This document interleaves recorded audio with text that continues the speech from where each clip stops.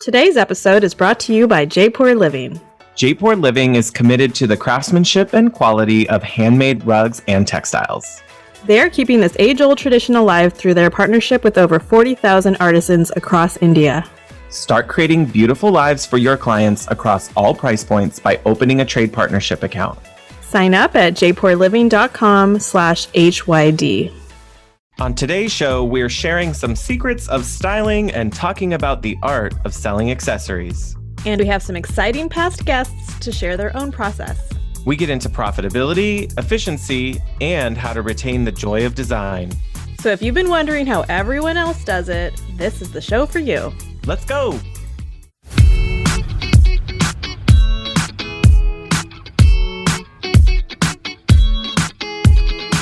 Hi, I'm Rebecca of Studio Plum. And I'm Shaun of Renstead Interiors. We're interior designers Turned internet friends. turned real life friends. Welcome to the Hot Young Designers Club podcast. We're not that hot. Or that young. Every week, we'll be spilling the tea on how a new generation of interior designers can run their businesses. Welcome to the club. Hi, Shaun. What's up, Rebecca? I feel like it's been a minute. Our little summer skips make it, I don't know. A little skip to my loo. It slows down the pace, which was purposeful. Right. But We're living with intention. is that or like it is tough because you're trying to maintain momentum on things, like just in life in general. So Trying would be the key word there. do you wanna take us into the fizzle sizzle? I guess my fizzle would be, since we're all back into traveling, we went on an annual camping trip that my cousins, my dad, my uncle, and then a bunch of my cousins from different states we meet. And we had a big turnout this year, so I went, and I just really didn't want to. I should have listened to myself. I've told you this before. The older I get and the nicer my own home environment gets, I just don't need that far of a downgrade. I don't want to sleep on like A pad on the ground with rocks underneath. Yeah, or even my brother rented a trailer and we had somewhat of a bed, but it's so dirty. So dirty. Yes. I don't want to live like a pioneer person. And your home is so beautiful and comfortable and has everything you could ever want. Especially air conditioning. I always think now it's like Civil War reenactment. Like, what? Like, those were really hard times. I don't understand why people do that. And then we're kind of doing that with camping. Like we romanticize camping. Yeah, let's go back to like primitive times where we cook by open fire and sit in the dirt and are open to the elements. I don't know. But you're in your own home and there's a bathroom 10 feet away. Don't you think our ancestors would just like roll their eyes and scoff at like what? Why? Why are you doing that? We worked hard so you didn't have to sleep in the dirt. But anyway, my dad, Cecily, and I had gone 2 nights, and on the third day we were driving back to the camp, and I'm like, Dad, what if we just leave tonight? Stay somewhere on the way home? He's like, I wouldn't argue with that.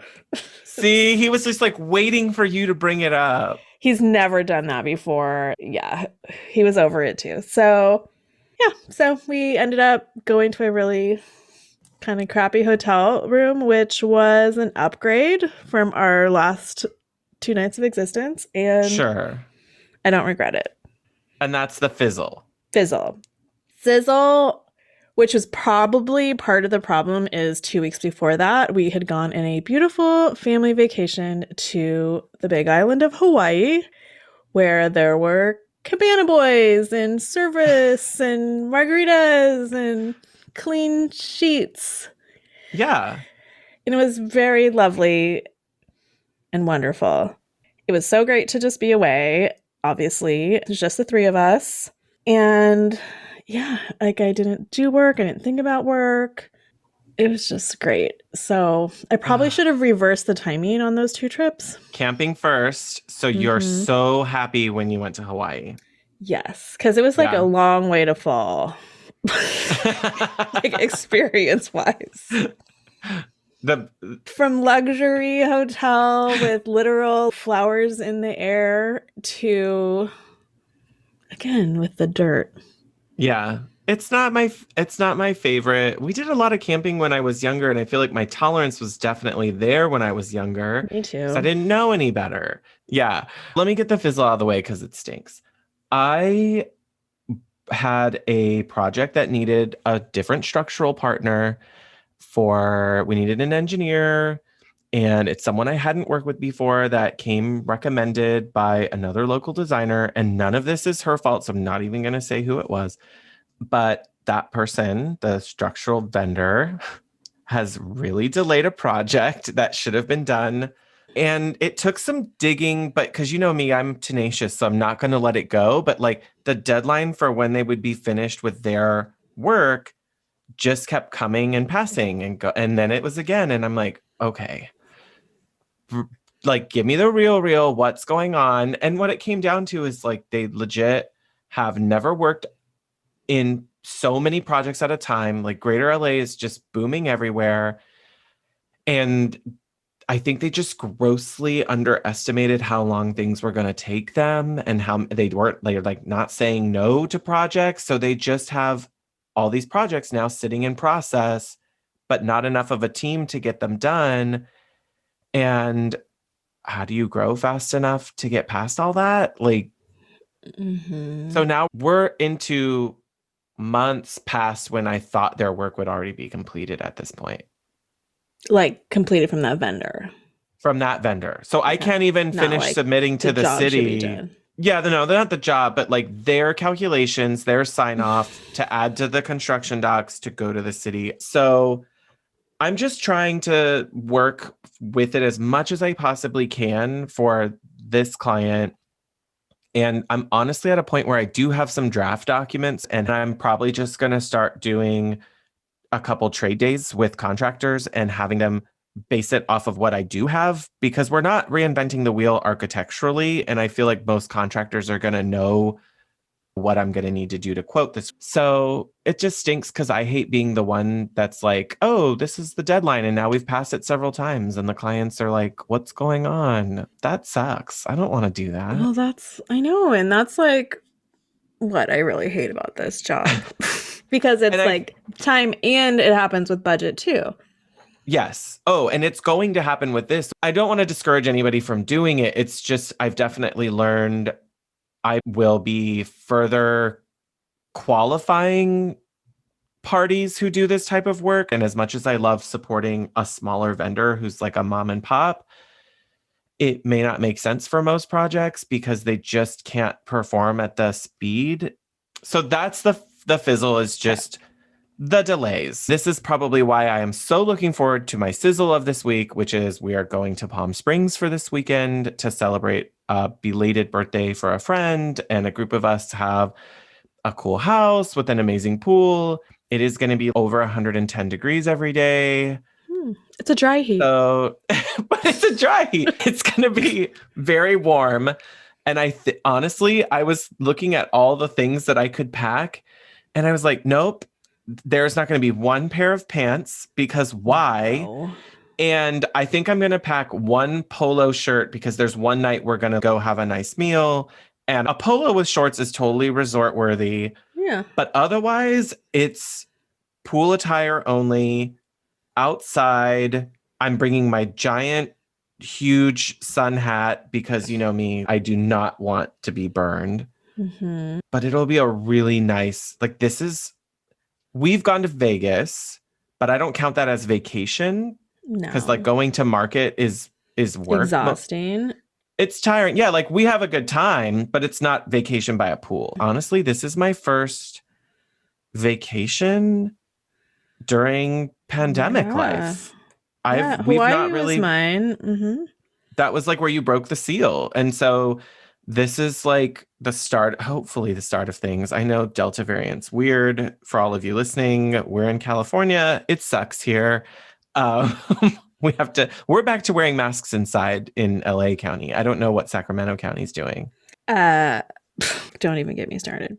So, yes, everyone please get vaccinated. Anyway, we digress.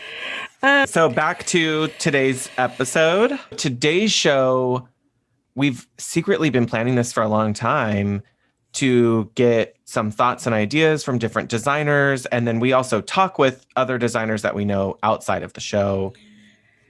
Yeah, because it's one of those things that is like a shameful little secret, or in my conversations, nobody feels confident or great about their process with handling accessories as an independent solopreneur designer. Right. Or they do it, but they don't feel confident that this is the way they want to keep doing it for their career indefinitely. Yeah, because there's a lot of pain points with it. It doesn't feel profitable. There's a lot of schlepping or storing. Yeah, the only or like people capital investment. Yeah, the only people that I know that like feel like they have their game figured out own retail storefronts. But I don't want to run a store. I don't either. And I'm not suggesting that everyone needs to. I'm just saying that's where it all kind of makes sense, because there's like a full closed loop. Yeah, because it's just, we see these beautiful finished photos. And then as designers, we're all learning that, oh, wait, yes, obviously the photos as they're styled and accessorized are different than what it would look like for real life for the client. We totally get that. But I think it's that secret of, oh, well, how much of that was done completely before a photograph? So I know how much effort I should put in. And every designer is doing it differently. Some are... To your point, which we didn't get to in the episode really, is I think there are two different things. There's the styling for installation and selling to the client, and then there's styling for photos. Yes. And you so this is really just stylist. You can hire a stylist, especially for photography and editorial. Yes. And Ginny McDonald was a past guest of ours on the show. That was episode 6, you guys. That's really taking it back right there. So cute. She recorded it in her closet. Anyway, so Ginny and I have talked separately about some of the stuff that she's done, and she has hired a stylist, but it's more from an editorial perspective of, if you hire stylists for a shoot, if they don't live in your area, you have to be ready to cover their travel to you. They're open to helping you kind of create the aesthetic vision you have for a space. So if maybe the way it actually turned out isn't really the representation of how you want it photographed for your portfolio, they're really great at helping you with that, almost like window styling, Yeah, and working with the photographer, so they're styling for help you do that for you.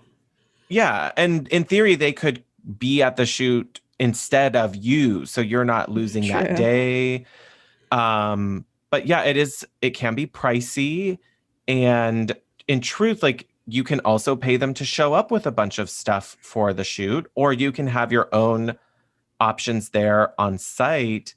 But the life of a stylist is different than what we are talking about here, where we're talking about accessorizing and styling to sell to your client. Yes, for them to live with. So they're not going to, like, a client isn't going to need to live with a funky branch that's 8 feet tall and in the middle of the dining room. Like, that looks beautiful in photos, but no one's going to have that. Yeah, like a stylist will bring the bowl of 20 artichokes to your photo shoot. That's great. But your client's realistically not going to leave all that out on the counter. No. So I think that's the reality versus the dream. We totally get it. We're selling a dream to our clients. But part of that dream is creating spaces that are fully realized and that have a finished direction. And there are many designers who put that stake in the ground and say, I don't do rooms unless I finish it to that photograph level.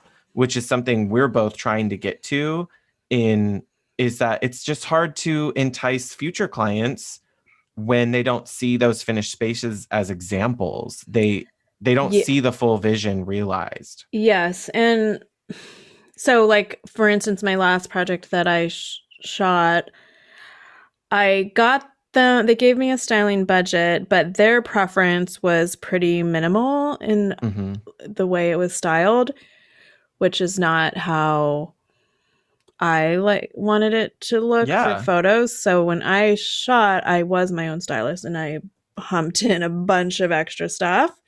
You got to fill in the gaps.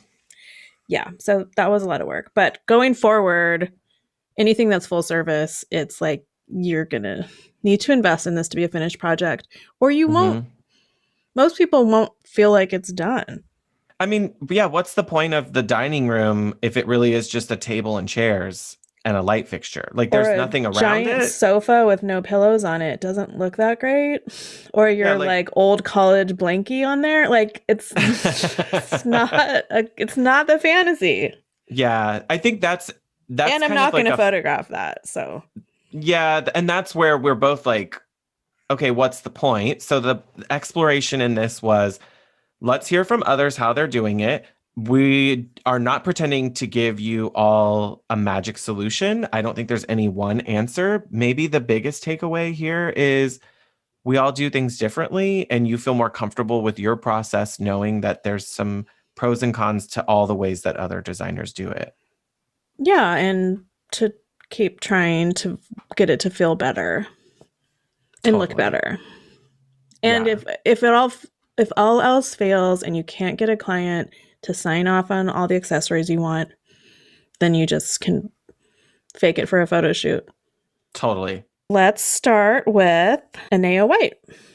Totally. You guys will remember Inea. Inea was such a wonderful guest. She's one of our most popular episodes to date. She's episode 38. If you want to go back and listen to her, she is the best. She's the coolest, and she's like at the top of my list to visit when I can get to New York City. Same. Everybody manages styling differently. So we want to know how you do it. Is it, for example, clients are giving you a flat number for the budget and you pick everything and just come in with it? Do you bring extra, then they buy it? Are you returning a lot of stuff? Like, give us the down and dirty. For it? Are you? How right. Do you have a stock of stuff? What I've been doing is waiting until the shoot day, and then I just buy a ton of stuff. And the client is just on this high that their place is being photographed, so it's kind of like a mind trick. Like, oh, don't take this stuff out. I want it. And then great for me because I don't have to return it. I've been doing it like that. I don't love that process. I think it wastes so much time and energy. And some of the stuff I just have kept because I haven't made it back to return it. But I also don't really have the space to hold on to it. Yeah, it's not like you have a storage room in your apartment, or also, but to lug it like on the subway. Oh my God. Yeah, no, so like I did get a car in the middle of the pandemic, so I don't have you need that. Yeah. So you're just getting reimbursed for stuff. So you're basically like setting it up, making them fall in love, and then write me a check for this much. Exactly. And you can keep the dream. Exactly. Do they know that's going to happen? Like, are you kind of setting them, like preparing them for that? I think in the future, I will just add, like the last time I sent out an invoice for the room, I just put a general, this is what I do. I'd see how much I can get away with. And then if I get pushback, I'm like, oh, sorry. But I just put a little, exactly. I put a little line on the invoice that said miscellaneous accessories per rendering. And then it's like $1,000 on the furniture proposal. Mm-hmm. And then that's good. She just paid for it. She didn't ask questions. So now I can just buy whatever I want. I can get trade pricing for it, and I don't have to worry about returning it. If she hates it, then whatever, I'll just keep it. But that worked. I feel like if it's selling the fantasy. Project. I did a $1,500 styling retainer just so I could buy against it and not. That's a good idea. It makes it a lot. I don't know. I mean, it's a lot easier, but also just gets them ready. And I usually will go over and then they owe me, but then yeah, you're not worried about so much the returns and the pricing. Like they don't need to see a full itemized invoice necessarily. Yeah, I was doing that. That's a nightmare. Okay, well, that was really helpful from a big city New York designer like Anaya to know that I'm doing something similar. Yeah, it's like a relief because no one's talking about it. And we see these beautiful, magical photos, but we're not all sure how we're getting to the same place.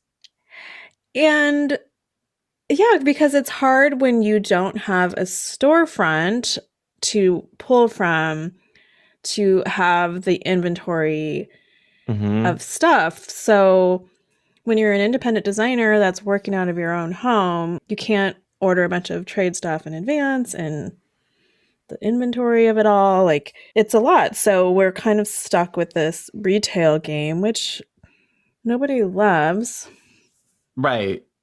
I don't think it's what any of us want to be doing, especially when you're thinking like, oh, all these hours that I'm pulling all this stuff together, like, how am I charging for that? How am I getting paid for that? Or if I didn't have to do this, I could be working on other things that are getting me paid. Right. What are the efficiencies? Sometimes we have to just pull from stores and resources we have, boutiques that we have, and get what we can. Yes. And fill in the gaps that weren't really planned for. I did like when she talked about, and when you mentioned setting aside just this line item. Like, I'm not going to put aside a vessel for your keys and a little cup for something. Like, I'm going to just put a big line item. Maybe it's 1% of the total budget and then just be done with that and not have to negotiate it.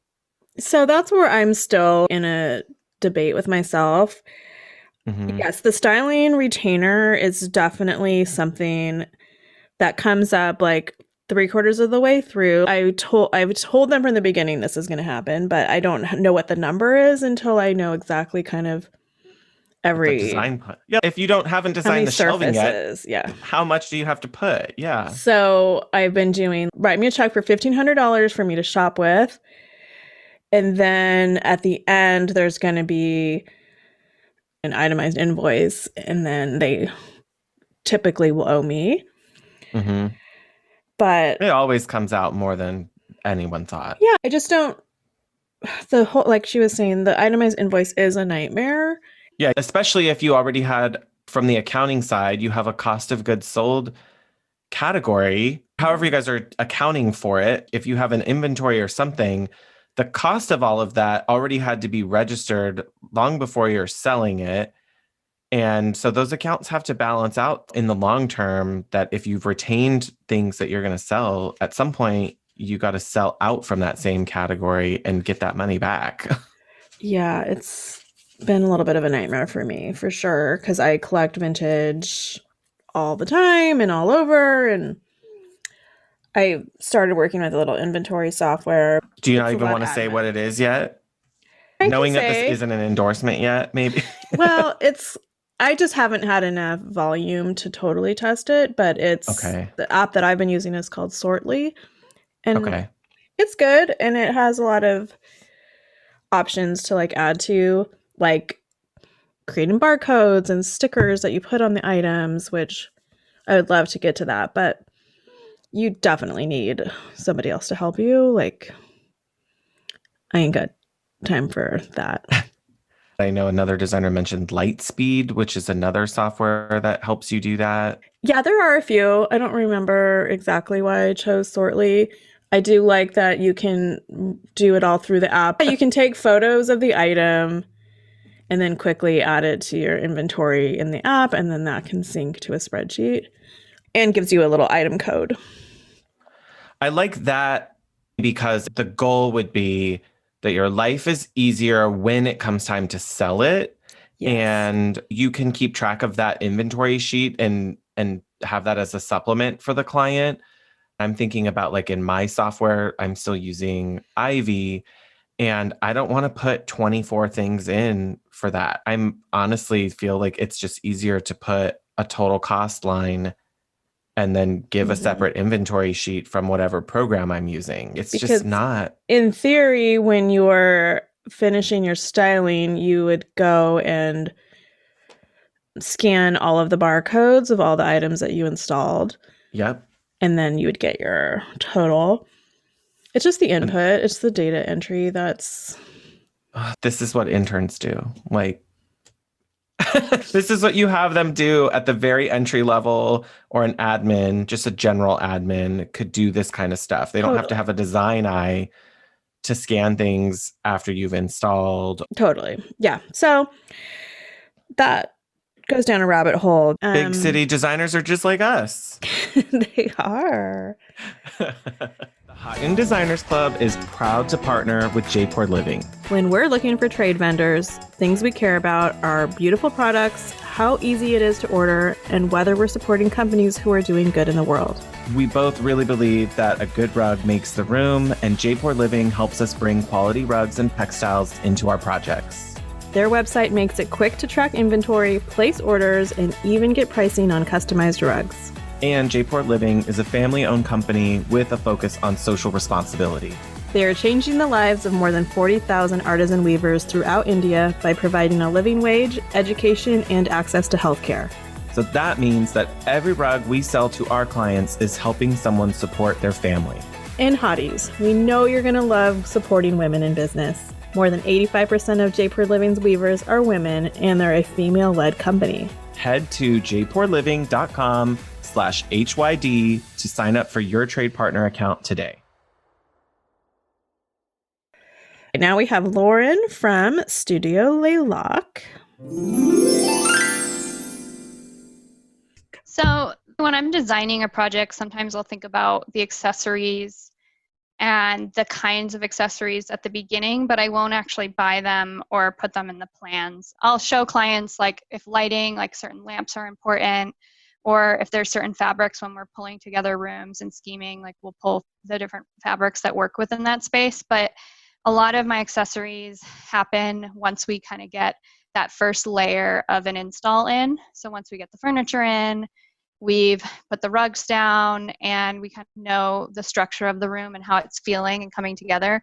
Then the accessories come in, and it's kind of individualized per client. So sometimes I'll work with clients and see what they already have, and we'll go through and we'll edit what they have, and then we'll look at their artwork and help with editing artwork. That's also the place where I like to suggest new artwork to clients. And then in terms of where I buy them, a lot of my purchasing is vintage, I would say. I have done some wholesale and retail. Kravet has that. You can buy through Kravet. I mostly buy vintage and antique just because that's really what makes projects feel unique and different. I would say as far as if I buy in bulk or like as I'm going, I like to go antique shopping and vintage shopping and shopping at flea markets whenever I can. When we used to travel all the time, we would plan our vacations around where there are flea markets. And so I try to buy whatever I can and bring it back with me. And I will hold on to different accessories that I love or I think are right for client projects, and then I will sell them to the client. I do have a bit of an inventory of all my accessories, and I have a lot that I use for photo shoots later on. I feel like purchasing, sometimes it just happens when I'm working with the clients and I'll say, okay, now we need to pull these different accessories.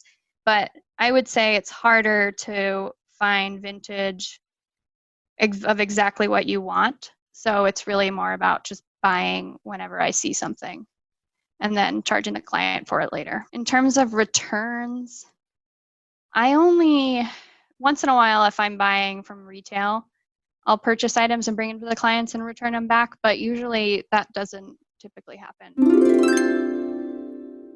I want to live on that buy vintage journey. I do too. Well, I do a lot.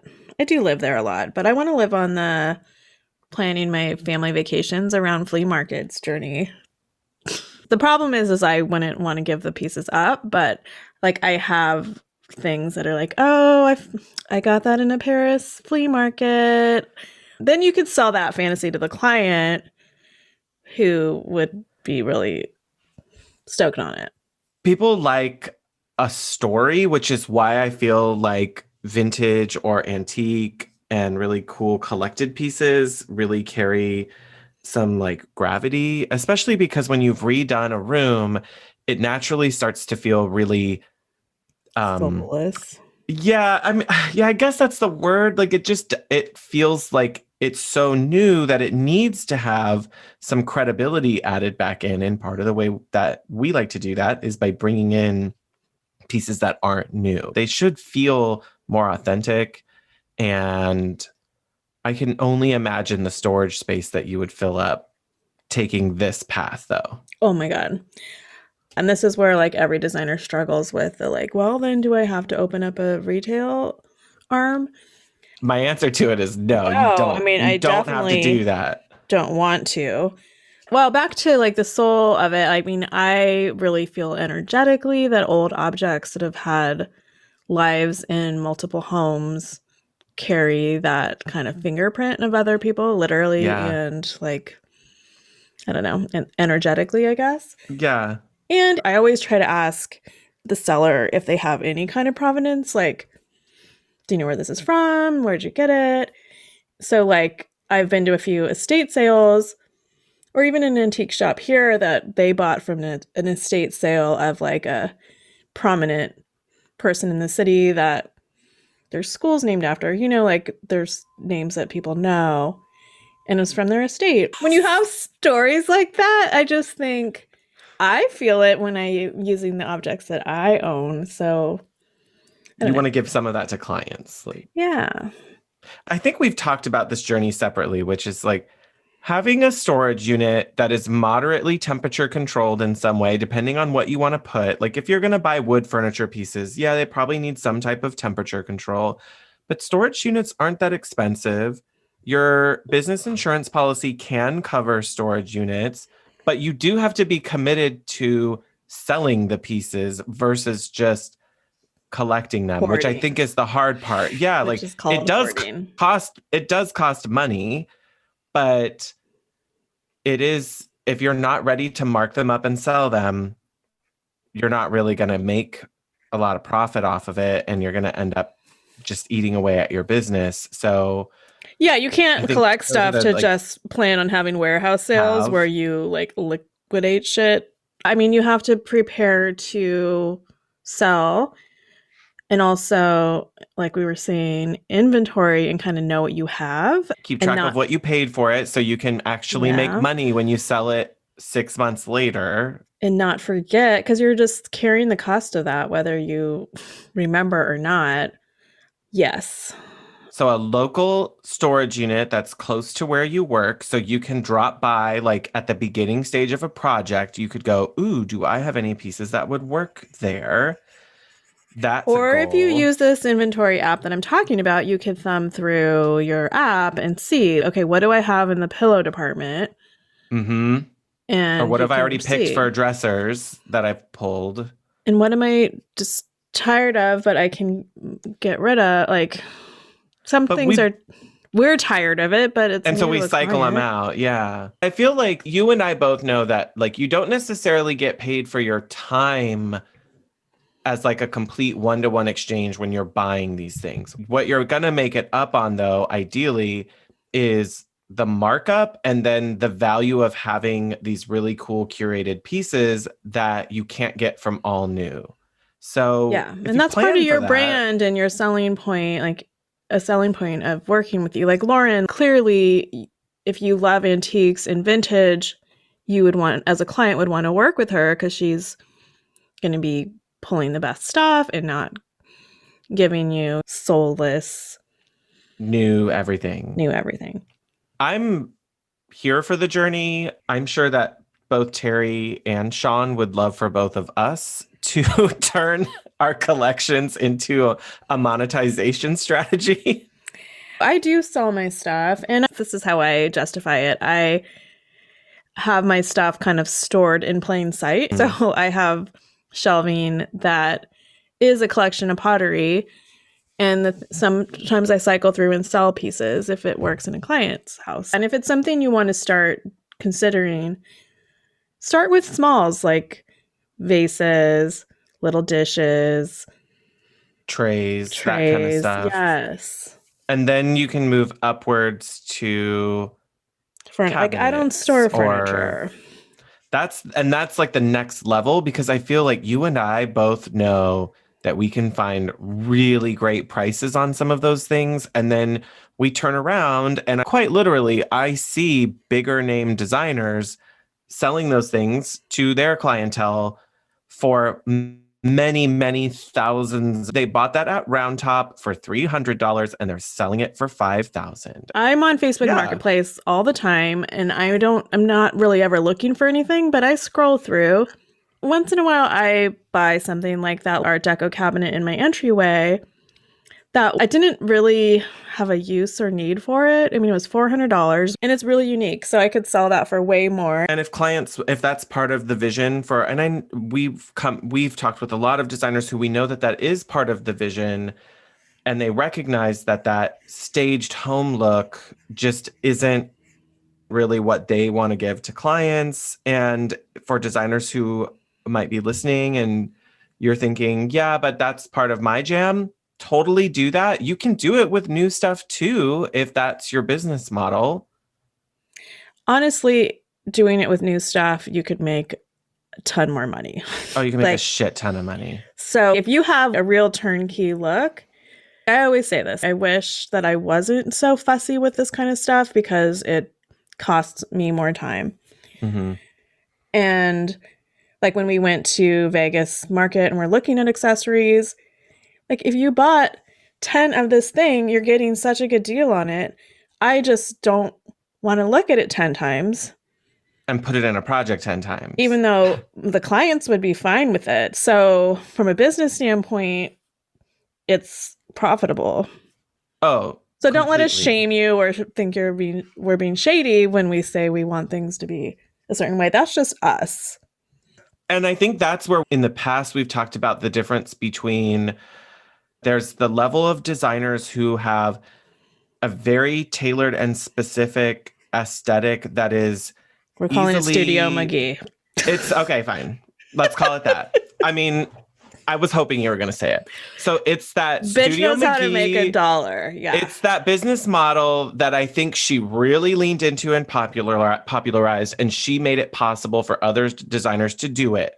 So maybe they're not all copying that exact style, but it's that idea of I'm going to be so specific with what I do that people will come to me and I will be able to buy 20 faux fiddly fig trees and keep them in my warehouse. And every project will get 1 or 2 of them every time. And because I'm buying that many, I'm going to get them dirt cheap by comparison. I just have to be able to front load all of that money to buy 40 milk jar vases and, 20 of the same runner. But yeah, that money, like you don't need to have a shop to do it. But at that point, you're practically there. And you're really efficient on your time because you're it's almost formulaic. Yeah. And people love it. So if that's what you want to do, you could do it. Yes. Yeah, we're not trying to be shady about it. I think many times on the show about how that's just not our fantasy. We really love the process of design and coming up with something new and different every time. And I feel like for me, that would be like monetizing my joy to an extent that I no longer would have fun with. I wish that I cared less because it would be a lot easier to make money. We're in business because we wanted to do something creative for ourselves that brings us joy, that doesn't remind us of past careers. And we're at that point where it's like, if this doesn't bring us excitement to work on this project, then let's not do it that way. And I want to experiment still. Maybe one day we'll level into something else. Who knows? Well, I love everything Lauren does. Totally. You guys should check out Lauren's episode 29. She's in Seattle. We love the vibe. We love the energy. I learned so much from Lauren because she does a lot of historical research and she's very thorough. I think what I would walk away with from this is just nobody has it perfectly figured out, but a lot of it needs to come down to what's the end result you're trying to create from your projects, because that's going to dictate how you build all the rest of your processes around that final result that you'll give each client. Yep. And there's no right or wrong way, and just keep experimenting. And you're going to find a groove to it. And yeah, maybe one day you will be walking with your clients on the banks of the Seine in Paris, and it'll be beautiful. Please, I want. Yeah. Well, until next time. Stay hot, designers.